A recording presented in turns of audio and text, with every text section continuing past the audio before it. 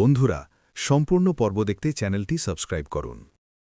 লাজুর নির্দোষ প্রমাণিত হওয়ার পর বাড়ির ভেতরের বাতাস কিছুটা হালকা হলেও অস্বস্তির রেখা পুরোপুরি মুছে যায় না। বনলতা চুপচাপ নিজের ঘরে বেশি সময় কাটাতে শুরু করে, কারো সঙ্গে তেমন কথা বলে না। অনুভবও ইচ্ছে করে দূরত্ব রাখে, যাতে নতুন করে কোনো ভুল বোঝাবুঝি না জন্মায়। কিন্তু এই নীরবতার মধ্যেই অন্য এক স্রোত ধীরে ধীরে তৈরি হতে থাকে। কলেজ থেকে লাজুর হাতে আনুষ্ঠানিক সম্মাননার চিঠি আসে। তাকে পরের মাসে একটি বড় সাংস্কৃতিক উৎসবে একক পরিবেশনার জন্য বেছে নেওয়া হয়েছে। এই উৎসবে শহরের নামী শিল্পীরা উপস্থিত থাকবে। খবরটা শুনে সুদেব গর্বে ভরে ওঠে, দীপা আনন্দে চিৎকার করে ওঠে। কিন্তু লাজুর চোখে আনন্দের পাশাপাশি চাপা দায়িত্ববোধ। সে জানে এবার একটুও ভুল করার সুযোগ নেই। এলিনা দিদি তাকে আরও কঠোর অনুশীলনের নির্দেশ দেন। প্রতিদিন ভোরে রিহার্সাল শুরু হয়, রাত পর্যন্ত চলতে থাকে। ক্লান্ত শরীর নিয়ে বাড়ি ফিরলেও লাজুর চোখে এক অদ্ভুত জেদ। সে প্রমাণ করতে চায় সে কেবল সহানুভূতির জন্য নয়, নিজের যোগ্যতায় জায়গা করে নিতে পারে। এই সময় অনুভব দূর থেকে সব দেখলেও সরাসরি এগিয়ে আসে না। একদিন ছাদে লাজুর সঙ্গে দেখা হয়ে যায়। দুজনেই কিছুক্ষণ চুপ করে থাকে। তারপর অনুভব বলে, তুমি প্রস্তুত তো বড় মঞ্চের জন্য? লাজু হালকা হেসে বলে, ভয় তো লাগছেই, কিন্তু এবার আর পিছু হটার ইচ্ছে নেই। অনুভব শান্ত স্বরে বলে, ভয় থাকলেই মানুষ সাবধান থাকে, আর সাবধান থাকলেই জয় আসে। কথাটা শুনে লাজুর বুকের ভেতর কেমন এক উষ্ণতা ছড়িয়ে পড়ে। অন্যদিকে বনলতা নিজের ভুলের পরও অস্থির হয়ে আছে। সে লক্ষ্য করে বাড়ির সবাই এখন লাজুকে নতুন চোখে দেখছে। এই পরিবর্তন তার ভেতরে হিংসার পুরনো আগুন আবার জ্বালিয়ে তোলে। তবে এবার সে সরাসরি কিছু না করে অন্য পথ ভাবতে থাকে। সে সিদ্ধান্ত নেয় সে নিজেও সমাজসেবামূলক কাজে যুক্ত হবে, যাতে পরিবারের কাছে নিজের ভাবমূর্তি ফেরানো যায়। একদিন বাড়িতে এক দাতব্য অনুষ্ঠানের আয়োজনের প্রস্তাব দেয় বনলতা। সবাই অবাক হলেও রাজি হয়। অনুষ্ঠানের পরিকল্পনা চলতে থাকে, কিন্তু লাজুর রিহার্সালের সময়ের সঙ্গে সেই অনুষ্ঠানের তারিখ মিলে যায়। বনলতা মৃদু স্বরে বলে, পরিবারের অনুষ্ঠানে সবার উপস্থিতি দরকার। লাজু দ্বিধায় পড়ে, সে কি নিজের স্বপ্নের মঞ্চ ছেড়ে পারিবারিক অনুষ্ঠানে থাকবে? পরিস্থিতি জটিল হয়ে ওঠে। অনুভব স্পষ্ট করে বলে, লাজুর পারফরম্যান্সের দিন বদলানো যাবে না, এটা ওর জীবনের সুযোগ। পরিবারের অনুষ্ঠান অন্য দিনও হতে পারে।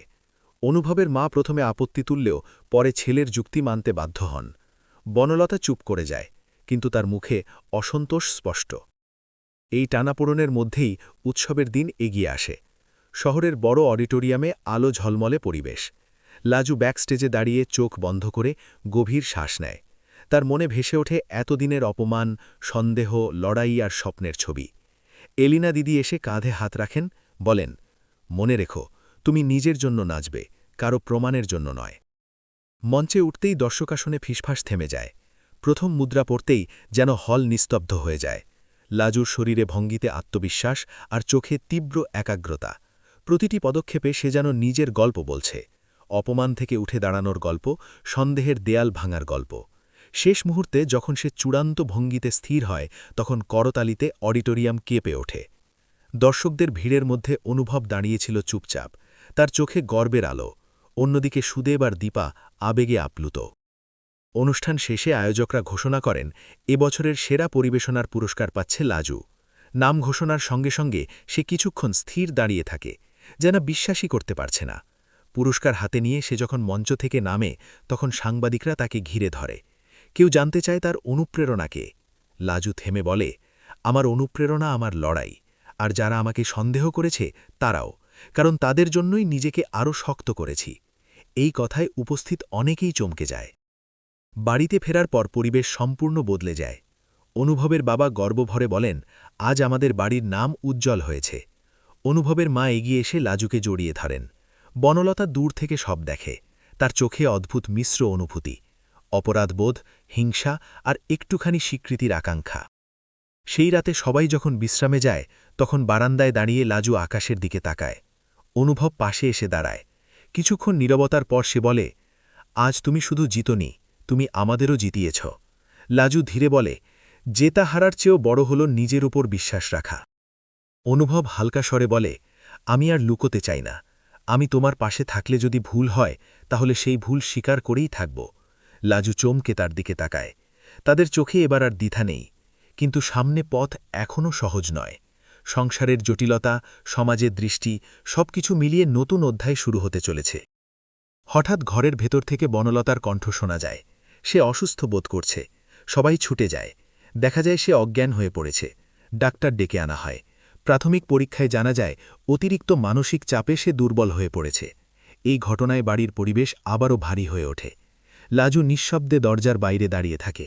তার মনে দয়া আর দ্বন্দ্ব একসঙ্গে কাজ করে। সে বুঝতে পারে প্রতিদ্বন্দ্বিতা কাউকে শান্তি দেয় না। হয়তো এবার সময় এসেছে নতুনভাবে সম্পর্কগুলোকে গড়ে তোলার। পরের দিন বনলতা চোখ খুলে দেখে পাশে লাজু বসে আছে। লাজু শান্ত গলায় বলে, সুস্থ হয়ে উঠুন। সবকিছু নতুন করে শুরু করা যায় যদি আমরা চাই। বনলতা দীর্ঘক্ষণ তার দিকে তাকিয়ে থাকে। তার চোখে জল জমে ওঠে। সে ফিসফিসিয়ে বলে, আমি ভুল করেছি। এই স্বীকৃতির মধ্যেই গল্প নতুন মোড় নেয়। এখন প্রশ্ন, ভালোবাসা আর ক্ষমার জায়গা কতটা বড় হবে? সন্দেহ আর অহংকারকে পেছনে ফেলে তারা কি সত্যিই একসাথে নতুন পথ তৈরি করতে পারবে, নাকি আবারও কোনো অদৃশ্য ঝড় এসে সবকিছু বদলে দেবে? সেই উত্তর লুকিয়ে থাকে আগামীর দিনগুলোর ভেতর। বনলতার চোখে জল থামছিল না। সে ধীরে ধীরে বলল, আমি জানতাম না নিজের ভয়কে এত বড় করে ফেলেছি যে তাতে সবার জীবন জট পাকিয়ে যাবে। আমি ভেবেছিলাম তোমাকে দূরে সরাতে পারলেই আমি শান্তি পাব, কিন্তু আজ বুঝছি শান্তি আসে বিশ্বাস থেকে। লাজু নরম গলায় বলল, আমিও হয়তো অনেক সময় চুপ থেকে ভুল করেছি। সত্যিটা আগেই বললে হয়তো এত দূর গড়াত না, তবে এখনও দেরি হয়ে যায়নি।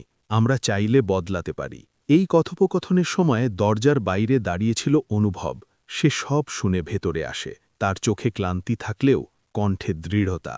সে বলে, আমাদের প্রত্যেকেরই ভুল হয়েছে। কেউ সন্দেহ করেছে, কেউ লুকিয়েছে, কেউ চুপ থেকেছে। এখন যদি আমরা সত্যি নতুন শুরু করতে চাই, তাহলে প্রথম শর্ত হবে আর কোনো গোপনীয়তা নয়। বাড়ির বাকি সদস্যরাও ধীরে ধীরে একজোট হতে থাকে। অনুভবের মা বনলতার মাথায় হাত রেখে বলেন, সংসার মানে শুধু দখল নয়, ত্যাগও আছে। আর তোর ভয় যদি থাকত, আমাদের বলতে পারতিস, আমরা তোকে দূরে সরাতাম না। বনলতা মাথা নিচু করে বসে থাকে, কিন্তু তার মুখে প্রথমবারের মতো কঠিনতার বদলে অনুশোচনার ছাপ। পরবর্তী কয়েকদিন বাড়িতে এক নতুন ছন্দ তৈরি হয়। লাজু তার অনুশীলন চালিয়ে যায়, তবে এবার বনলতা মাঝে মধ্যে তার রিহার্সাল দেখতে বসে। কখনো ছোটখাটো সাজগোজের পরামর্শ দেয়। এই অদ্ভুত পরিবর্তনে প্রথমে লাজু অবাক হলেও ধীরে ধীরে সে বুঝতে পারে মানুষ বদলাতে পারে যদি সে সত্যিই চায়। এক সন্ধ্যায় দাতব্য অনুষ্ঠানের নতুন তারিখ ঠিক হয়। সেখানে লাজুকে বিশেষ পরিবেশনার অনুরোধ করা হয়। বনলতা নিজে গিয়ে বলে, আমি চাই তুই এই অনুষ্ঠানের মুখ হোক। তোর নাচে আজ বাড়ির সম্মান জড়িয়ে আছে। লাজু মৃদু হেসে সম্মতি জানায়। অনুষ্ঠানের দিন বাড়ির সবাই একসাথে উপস্থিত হয়। বনলতা সামনের সারিতে বসে থাকে। তার চোখে গর্ব আর অদ্ভুত শান্তি। লাজু মঞ্চে ওঠে। এবার তার নাচে শুধু ব্যক্তিগত লড়াই নয়, মিলনের গল্প ফুটে ওঠে।